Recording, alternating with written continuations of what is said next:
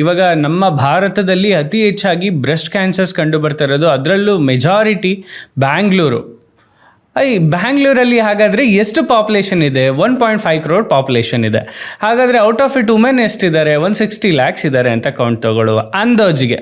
Let's say for a number ಅಷ್ಟೇ, number sake. ಹಾಗಾದರೆ ಎಷ್ಟು ಜನರಲ್ಲಿ ನಾವು ಬ್ರೆಸ್ಟ್ ಕ್ಯಾನ್ಸರ್ಸನ್ನು ನೋಡ್ತಾ ಇದ್ದೀವಿ ಇವತ್ತು?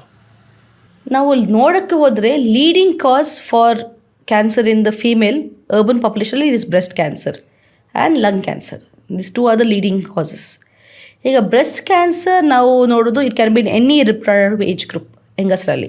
So as the age advances, the chances of developing breast cancer is higher. So above the age of 50 years 1 in 3 women can develop breast cancer ಅಂತ ಹೇಳ್ತೇವೆ. ಯಾಕೆ? Because of the oestrogen hormone. So the hormone is important for the lady, but unopposed stimulation by the estrogen will lead to breast cancer. Madam, ಈಗ transgenders oestrogen ಇಂಜೆಕ್ಷನ್ಸ್ಗಳನ್ನ ತಗೊಳ್ತಿರ್ತಾರೆ to convert from men to female, trans women ಆಗೋದಕ್ಕೆ. So ಅಂಥವ್ರಿಗೆ problem ಆಗಲ್ವಾ? Wherever there is unopposed stimulation of estrogen, okay, ಅಲ್ಲಿ the estrogen will cause proliferation of these cells, breast epithelial cells, and that can lead to abnormal proliferation and lead to cancer. So oestrogen is a normal hormone for ಎಲ್ಲ ಹೆಂಗಸರಲ್ಲಿ. Oestrogen is a required hormone, it is required. So ನಾವು ಗೊತ್ತಿದೆ, ಮೆನೋಪಾಸಲ್ಲಿ oestrogen levels ಕಮ್ಮಿ ಆಗುವಾಗ ಬೇರೆ side effects ಇರುತ್ತೆ. But unopposed and long standing duration ಅಂತ ಹೇಳ್ತೇವೆ. ಸೊ ಅದಕ್ಕೆ ಅಲ್ಲಿ ಅರ್ಲಿ ಮೆನಾಕಿ, late menopause. So the duration of having oestrogen levels is much higher. Late child birth, late marriage, late first pregnancy, ಆವಾಗ ಪುನಃ your duration of unopposed oestrogen exposure ಜಾಸ್ತಿ ಆಗುತ್ತೆ. Unopposed ಅಂದರೆ ಇವಾಗ ನಾವು ಮದುವೆ ಆಗುತ್ತೆ, ಈ ಮಕ್ಕಳಾಗ್ತೇವೆ. ಸೊ ಆವಾಗ progesterone hormone will come over.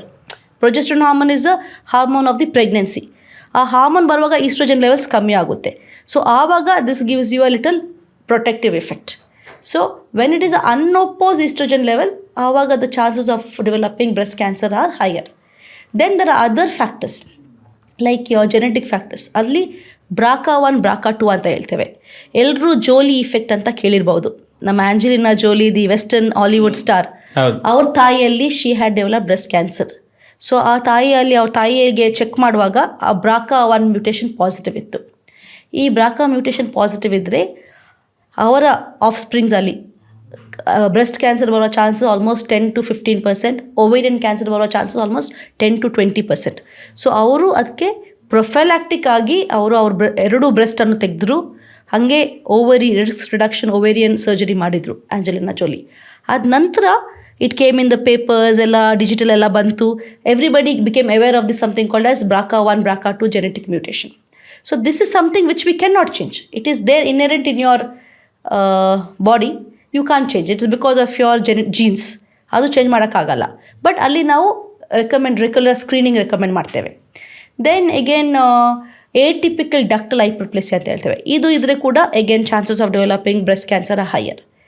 Then there are certain other factors like alcohol, smoking, obesity, usage of very high oestrogen pills, OC pills. These are all factors which can be changed. These are also relative risk of 2. Only 2 times the chances of developing breast cancer are higher. Then, as I told, breastfeeding is one of the protective factor. So, breastfeeding time ಅಲ್ಲಿ ಏನಾಗುತ್ತೆ, they'll have more of anovulatory cycles.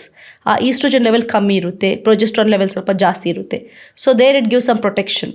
So, then having first child within the age of 30 years again is a protective effect for reducing chances of developing breast cancer. So madam, ಇವಾಗ breast ಕ್ಯಾನ್ಸರಲ್ಲಿ ಬಂದರೆ major ಆಗಿ breast feeding ಬಗ್ಗೆ ನೀವು ಹೇಳಿದ್ರಿ.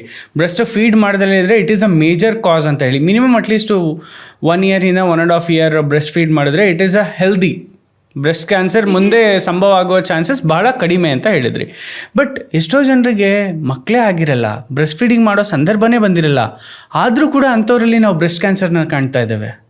So again ಅಲ್ಲಿ ಕೂಡ ನಲ್ಲಿ parity ಅಂದರೆ ಅವ್ರಿಗೆ ಯಾರಿಗೆ ಮಕ್ಕಳು ಆಗಿಲ್ಲ, ಅದು ಒಂದು risk factor for developing breast cancer. So ಇದೆಲ್ಲ ಬಿಕಾಸ್ ಆಫ್ ಈಸ್ಟ್ರೋಜನ್ ಎಕ್ಸ್ಪೋಜರ್.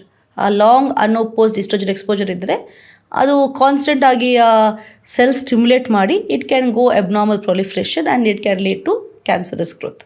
ಅದೇ ಒಂದು ಕಾಸ್ ಅಂತ ಇಲ್ಲ, these are all various factors. ಅದು ಯಾವುದು ಎಲ್ಲಿ ಸೇರುತ್ತೆ ಅದು ಹೇಳೋಕ್ಕಾಗಲ್ಲ. But these are some of the factors which ನಾವು ಮಾಡಿಫೈ ಮಾಡ್ಬೋದು. ಸೊ ಇವಾಗ if you have early marriage, you have a first child within the age of 30 years, breast feeding ಮಾಡೋದು, these are protective factors. Avoiding smoking, avoiding alcohol, daily physical activity, these are again preventive factors. Avoid use of very high estrogen content hormonal OC pills. These are all things which we can control. Madam, ಆಮೇಲೆ breast ಕ್ಯಾನ್ಸರ್ನ ಸ್ಕ್ರೀನಿಂಗಲ್ಲಿ ನಾನೊಂದು reference ಇಮೇಜನ್ನು ನೋಡ್ತೇವೆ ಗೂಗಲಲ್ಲಿ. Breast ಪೋಸ್ಚರ್ನ ಒಂದು ಕಡೆ ಇಟ್ಬಿಟ್ಟು table ಮೇಲೆ press ಮಾಡುವಂಥದ್ದು, ಏನು ಪ್ರೊಸೀಜರ್ ಅದು? ಅದು ಮ್ಯಾಮೋಗ್ರಫಿ ಅಂತ ಹೇಳ್ತೇವೆ, ಡಿಜಿಟಲ್ ಮ್ಯಾಮೋಗ್ರಫಿ. ಸೊ ಅದರಲ್ಲಿ ನಾವು ಎಕ್ಸ್ರೇ ತೆಗಿತೇವಲ್ಲ, ಸಿಮಿಲರ್ ಆಗಿ ಇಲ್ಲಿ ನಾವು ಬ್ರೆಸ್ಟ್ ಟಿಶ್ಯೂವನ್ನು ಕಂಪ್ರೆಸ್ ಮಾಡಿ will take a image. It's a very painful test. ಯಾಕಂದರೆ ಯಾರಿಗೆ ಅದು ಮಾಡಿದ್ದಾರೆ ಅವ್ರಿಗೆ ಗೊತ್ತಿದೆ. It's a very painful. It's not something which ನಾವು ರೆಗ್ಯುಲರಾಗಿ ಮಾಡೋಕ್ಕಾಗುತ್ತೆ. But it has to be done above the age of 40 years. ನಾವು ಆ್ಯನ್ಯುವಲಿ ಮಾಡಬೇಕಂತ ಹೇಳ್ತೇವೆ. ಅಲ್ಲಿ ಬೇಸಿಕ್ಲಿ ಆ breast tissue it will be compress between the two x ray, ಒಂದು film and this thing, and ಅದರಲ್ಲಿ ಎಕ್ಸ್ರೇ ರೇಡಿಯೇಷನ್ ಅದು ಪಾಸ್ ಆಗಿ specifics ನಾವು ಫೀಚರ್ಸ್ ನೋಡ್ತೇವೆ. ಕೆಲವೊಂದು ಫೀಚರ್ಸ್ ಇದ್ದರೆ it says the chances of developing having suspicious cancer is higher. ಆ ಥರ ಇದ್ದರೆ then they go undergo FNAC needle test or biopsy. ಅಲ್ಲಿ ಬೈರ್ಯಾಡ್ ಸ್ಕೋರಿಂಗ್ ಅಂತ ಇದೆ, breast imaging and radiographic data system ಅಂತ ಹೇಳ್ತೇವೆ. ಆ ಬೈರ್ಯಾಡ್ ಸ್ಕೋರಲ್ಲಿ 1, 2, 3 is usually benign, 4 and 5 is 4 is suspicious of cancer, 5 is definitely malignancy ಅಂತ. ಸೊ ಅದು ಇದ್ದರೆ then they need to go for the doctor, get a biopsy. Only mammography ಮಾಡಿದರೂ ಸಾಕಾಗಲ್ಲ. ಮ್ಯಾಮೋಗ್ರಫಿ ಜೊತೆ ನಾವು ಅಲ್ಟ್ರಾಸೌಂಡ್ ಮಾಡ್ತೇವೆ. ಸೊ ಅಲ್ಟ್ರಾಸೌಂಡ್ ಸೇಮ್ ಬ್ರೆಸ್ಟ್ ಟಿಶ್ಯೂದು ಅಲ್ಟ್ರಾಸೌಂಡ್ ಮಾಡ್ತೇವೆ, and it is both complementary ಅಂತ ಹೇಳ್ತೇವೆ. The mammography image and the ultrasound mammography both are complementary to each other. ಯಾಕೆ ಎರಡು ಬೇಕಂದರೆ, ಈಗ ಯಂಗಸ್ಟ್ರಲ್ಲಿ ರಿಪ್ರೊಡಕ್ಟಿವ್ ಏಜ್ ಗ್ರೂಪಲ್ಲಿ ಹಾರ್ಮೋನಲ್ ಲೆವೆಲ್ಸ್ ಹೈ ಇರುತ್ತೆ. ಆವಾಗ ದಿ ಬ್ರೆಸ್ಟ್ ಟಿಶ್ಯೂ ತುಂಬ ಡೆನ್ಸ್ ಇರುತ್ತೆ, ತುಂಬ ತಿಕ್ ಅಂದರೆ ತುಂಬ ದಪ್ಪ ಇರುತ್ತೆ. ಆವಾಗ ಮೆನಿ ಎ ಟೈಮ್ ನಮಗೆ ಲಂಪ್ ಇದ್ದರೂ ಕೂಡ ಮಿಸ್ ಆಗ್ಬೋದು ಆ ಮ್ಯಾಮೋಗ್ರಫಿಯಲ್ಲಿ. ಅದಕ್ಕೆ ಕೌಂಟರ್ ಚೆಕ್ ಮಾಡೋಕ್ಕೆ ಅಲ್ಟ್ರಾಸೌಂಡ್ ಮಾಡಿ ನೋಡ್ತೇವೆ. Okay, it's the simplest form of screening which can be done. You can go walk in to any hospital and they will have it. But the mammography part is little painful. ಹೌದಾ? Okay. ಯಾಕಂದರೆ it is compressing the breast tissue ಅಲ್ಲ. So when you doing it is a little painful. It's not like a simple thing.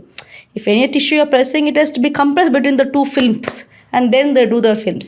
So it is a painful process one time, but usually it is important to do it yakandre you can detect, and advised above the age of 40 years. Thanks for watching this wonderful episode. So ಇದೇ ರೀತಿ ಪ್ರತಿಯೊಂದು ಎಪಿಸೋಡನ್ನು ಕೂಡ ವಿನೂತನವಾಗಿ ವಿಶೇಷವಾಗಿ ನಿರ್ಮಾಣ ಮಾಡ್ತಾ ಇದ್ದೇವೆ. ಇದಕ್ಕೆ ನಿಮ್ಮೆಲ್ಲರ ಸಹಕಾರನೂ ಇರಲಿ.